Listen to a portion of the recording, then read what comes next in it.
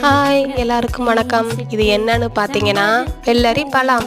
வெள்ளரிக்காய் எப்போ வேணாலும் கிடைக்கும். ஆனால் இந்த வெள்ளரி பழம் இந்த சம்மர் சீசனில் மட்டும்தாங்க கிடைக்கும்.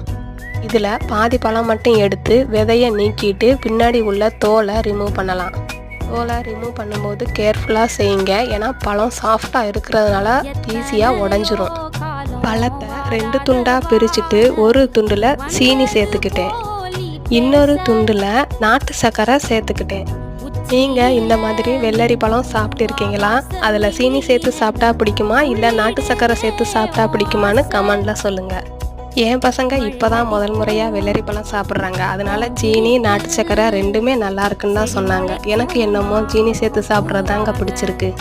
மீதி வெள்ளரி பழத்தை நான் வேறொரு ரெசிபிக்காக எடுத்து வச்சுட்டேன். அது என்ன ரெசிபின்னு தெரிஞ்சுக்கணுன்னா கமெண்ட் பண்ணுங்கள். உங்களுக்கு வெள்ளரி பழம் கிடைச்சதுன்னா கண்டிப்பாக மிஸ் பண்ணிடாதீங்க. அப்படியே நம்ம வீடியோவுக்கு லைக் பண்ண மறந்துடாதீங்க.